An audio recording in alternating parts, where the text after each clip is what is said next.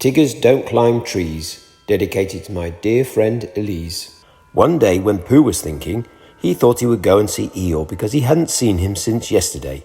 And as he walked through the heather singing to himself, he suddenly remembered he hadn't seen Owl since the day before yesterday. So he thought he would just look in at the 100-acre wood on the way to see if Owl was at home. Well, he went on singing until he came to the part of the stream where the stepping stones were, and when he was in the middle of the third stone, he began to wonder how Kanga and Roo and Tigger were getting on, because they all lived together in a different part of the forest. And he thought, I haven't seen Roo for a long time, and if I don't see him today, it will be still a longer time. So he sat down on the stone in the middle of the stream and sang another verse of his song while he wondered what to do. The other verse of the song was like this. I could spend a happy morning seeing Roo. I could spend a happy morning being Pooh. For it doesn't seem to matter if I don't get any fatter. And I don't get any fatter what I do. The sun was so delightfully warm, and the stone which had been sitting in it for a long time was so warm too, that Pooh had almost decided to go on being Pooh in the middle of the stream for the rest of the morning when he remembered Rabbit. Rabbit, said Pooh to himself. I like talking to Rabbit. He talks about sensible things. He doesn't use long, difficult words like Owl. He uses short, easy words like, what about lunch? And help yourself, Pooh. I suppose really I ought to go and see Rabbit, which made him think of another verse. Oh, I like his way of talking, yes I do.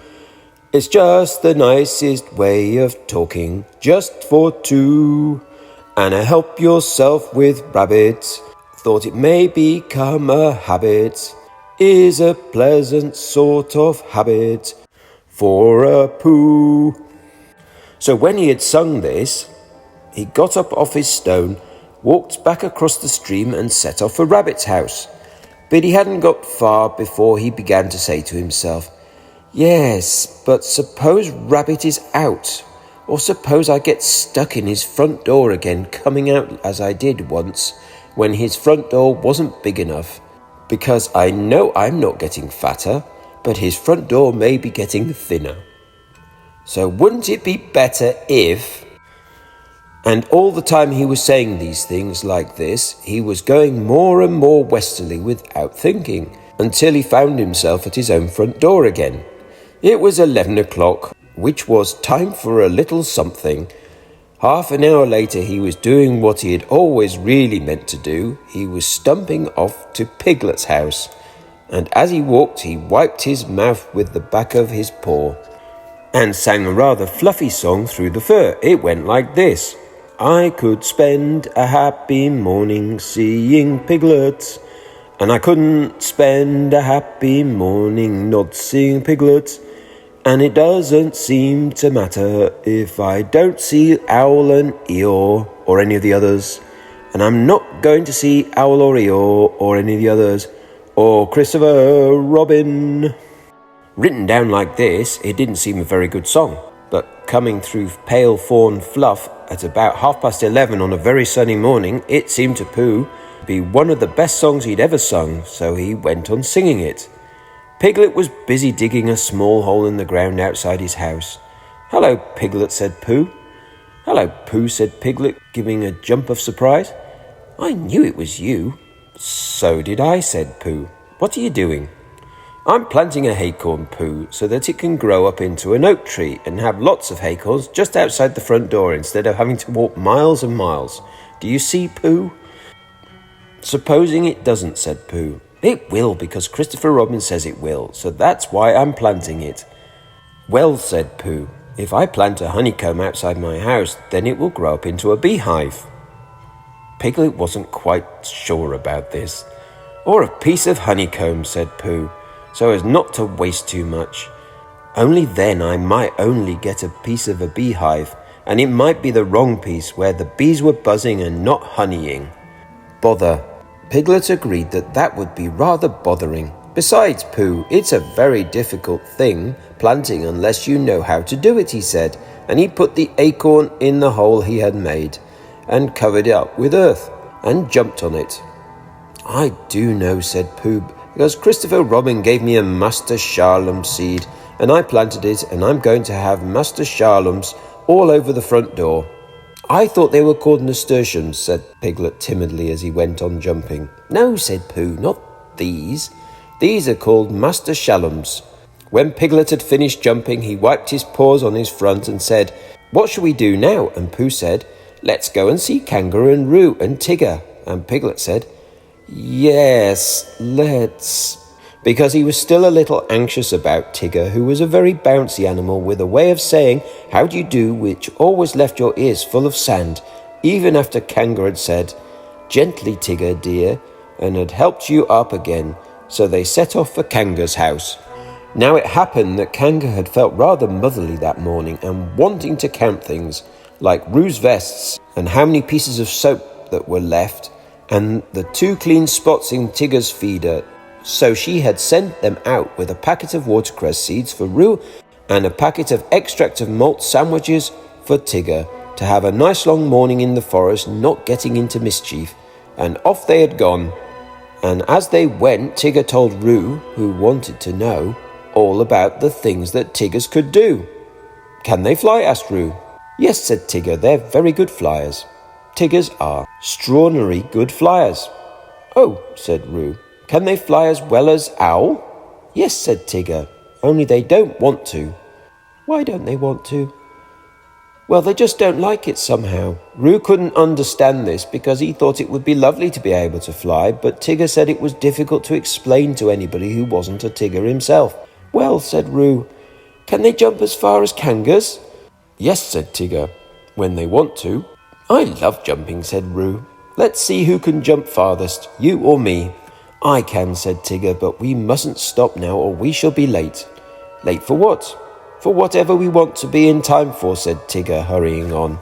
In a little while they came to the 6 pine trees. Can I swim, said Roo. I fell into the river and I swimmed. Can Tiggers swim? Of course they can. Tiggers can do everything. Can they climb trees better than Pooh? Asked Roo, stopping under the tallest pine tree and looking up at it. Climbing trees is what they do best, said Tigger, much better than Pooh's. Could they climb up this one? They're always climbing trees like that, said Tigger, up and down all day. Ooh, Tigger, are they really? I'll show you, said Tigger bravely, and you could sit on my back and watch me. For of all the things which he had said Tiggers could do, the only one he felt really certain about suddenly was climbing trees. Ooh, Tigger, ooh, Tigger, ooh, Tigger, squeaked Roos excitedly. So he sat on Tigger's back and up they went. And for the first 10 feet, Tigger said happily to himself, up we go. And for the next 10 feet, he said, I always said Tiggers could climb trees. And for the next 10 feet, he said, not that it's easy, mind you. And for the next 10 feet, he said, of course there's the coming down too, backwards. And then he said, which will be difficult, unless one fell, when it would be easy.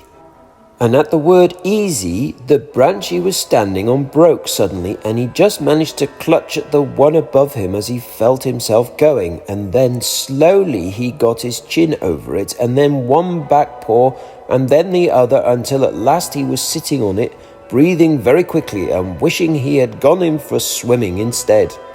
Roo climbed off and sat down next to him. Ooh, Tigger, he said excitedly, are we at the top? No, said Tigger. Are we going to the top? No, said Tigger. Oh, said Roo rather sadly, and then he went on hopefully. That was a lovely bit just now when you pretended we were going to fall bump to the bottom and we didn't. Will you do that bit again? No, said Tigger. Roo was silent for a little while, and then he said, shall we eat our sandwiches, Tigger? And Tigger said, yes, where are they? And Roo said, at the bottom of the tree. And Tigger said, I don't think we'd better eat them just yet, so they didn't. By and by, Pooh and Piglet came along. Pooh was telling Piglet in a singing voice that it didn't seem to matter if he didn't get any fatter, and he didn't think he was getting any fatter what he did, and Piglet was wondering how long it would be before his haycorn came up. Look, Pooh, said Piglet suddenly, there's something in one of the pine trees. So there is, said Pooh, looking up wonderingly. There's an animal. Piglet took Pooh's arm in case Pooh was frightened. Is it one of the fiercer animals? He said, looking the other way. Pooh nodded. It's a jaguar, he said. What do jaguars do? Said Piglet, hoping that they wouldn't. They hide in the branches of trees and drop on you as you go underneath, said Pooh. Christopher Robin told me. Perhaps we better hadn't go underneath Pooh, in case he dropped and hurt himself. They don't hurt themselves, said Pooh. They're such very good droppers.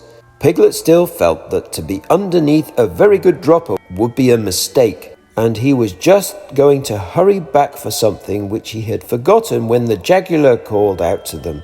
Help, help, it called. That's what jaguars always do, said Pooh, much interested. They call help, help, and when you look up, they drop on you. I'm looking down, cried Piglet loudly, so that the jaguar shouldn't do the wrong thing by accident.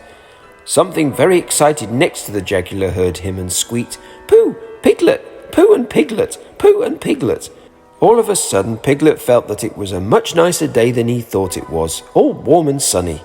Pooh, he cried, I believe it's Tigger and Roo. So it is, said Pooh. I thought it was a jaguar and another jaguar. Hello, Roo, called Piglet. What are you doing? We can't get down, cried Roo. Isn't it fun? Pooh, isn't it fun? Tigger and I are living in a tree like Owl, and we're going to stay here forever and ever. I can see Piglet's house. Piglet, I can see your house from here. Aren't we high? Is Owl's house as high up as this? How did you get up there, Roo? Asked Piglet. On Tigger's back, and Tiggers can't climb downwards because their tails get in the way, only upwards. And Tigger forgot about this when we started, and he's only just remembered, so we've got to stay here forever and ever, unless we go higher. What did you say, Tigger? Oh, Tigger says that if we go higher, we shan't be able to see Piglet's house so well, so we're going to stop here. Piglet, said Pooh solemnly when he had heard all this, what shall we do? And he began to eat Tigger's sandwiches. Are they stuck? Asked Piglet anxiously. Pooh nodded. Couldn't you climb up to them? I might, Piglet, and I might bring Roo down on my back, but I couldn't bring Tigger down, so we must think of something else, and in a thoughtful way he began to eat Roo's sandwiches too. Whether he would have thought of anything before he'd finished the last sandwich, I don't know, but he had just got to the last one when there was a crackling in the bracken, and Christopher Robin and Eeyore came strolling along together. I shouldn't be surprised if it hailed a good deal tomorrow, Eeyore was saying. Blizzards and whatnot. Being fine today doesn't mean anything. It has no what's that word? Well, it has none of that. It's just a small piece of weather. There's Pooh, said Christopher Robin, who didn't much mind what it did tomorrow, as long as he was out in it. Hello, Pooh. It's Christopher Robin, said Piglet. He'll know what to do. They hurried up to him. Oh, Christopher Robin, began Pooh. And Eeyore, said Eeyore. Tigger and Roo are right up the 6 pine trees, and they can't get down, and... I was just saying, put in Piglet, that if only Christopher Robin and Eeyore, if only you were here, then you could think of something to do. Christopher Robin looked up at Tigger and Roo and tried to think of something. I thought, said Piglet earnestly, that if Eeyore stood at the bottom of the tree, and if Pooh stood on Eeyore's back, and if I stood on Pooh's shoulders, and if Eeyore's back snapped suddenly, then we could all laugh. Ha ha, amusing in a quiet way, said Eeyore, but not really helpful. Well, said Piglet meekly, I thought... Would it break your back, Eeyore? Asked Pooh, very much surprised. That's what would be so interesting, Pooh, not being quite sure till afterwards. Pooh said, oh, and then they all began to think again. I've got an idea, cried Christopher Robin suddenly. Listen to this, Piglet, said Eeyore, and then you'll know what we're trying to do. I'll take off my tunic and we'll each hold a corner, and then Roo and Tigger can jump into it, and it will be all soft and bouncy for them, and they won't hurt themselves. Getting Tigger down, said Eeyore. and not hurting anybody. Keep those two ideas in your head, Piglet, and you'll be all right." But Piglet wasn't listening. He was so agog at the thought of seeing Christopher Robin's blue braces again. He had only seen them once before, when he was much younger, and being a little overexcited by them, had to go to bed half an hour earlier than usual, and he had always wondered since if they were really as blue and as bracing as he thought them. So when Christopher Robin took his tunic off, and they were, he felt quite friendly to Eeyore again and held the corner of the tunic next to him and smiled happily at him, and Eeyore whispered back, "I'm not saying there won't be an accident now, mind you. They're funny things, accidents. You never have them until you're having them." When Roo understood what he had to do, he was wildly excited and cried out, "Tigger, Tigger, we're going to jump. Look at me jumping, Tigger. Like flying, like flying. My jumping will be. Can Tiggers do it?" And he squeaked out, "I'm coming, Christopher Robin," and he jumped straight into the middle of the tunic. And he was going so fast that he bounced up again almost as high as where he was before, and went on bouncing and saying, "Ooh," for quite a long time, and then at last he stopped and said, "Ooh, lovely," and they put him on the ground. "Come on, Tigger," he called out, "it's easy." But Tigger was holding onto the branch and saying to himself, "It's all very well for jumping animals like kangaroos, but it's quite different for swimming animals like Tiggers." And he thought of himself floating on his back down a river or striking out from one island to another, and he felt that that was really the life of a Tigger. "Come along," called Christopher Robin, "you'll be all right." "Just wait a moment," said Tigger nervously. "Small piece of bark in my eye," and he moved slowly along his branch. "Come on, it's easy," squeaked Roo. And suddenly Tigger found how easy it was. "Ow!" he shouted as the tree flew past him. "Look out!" cried Christopher Robin to the others.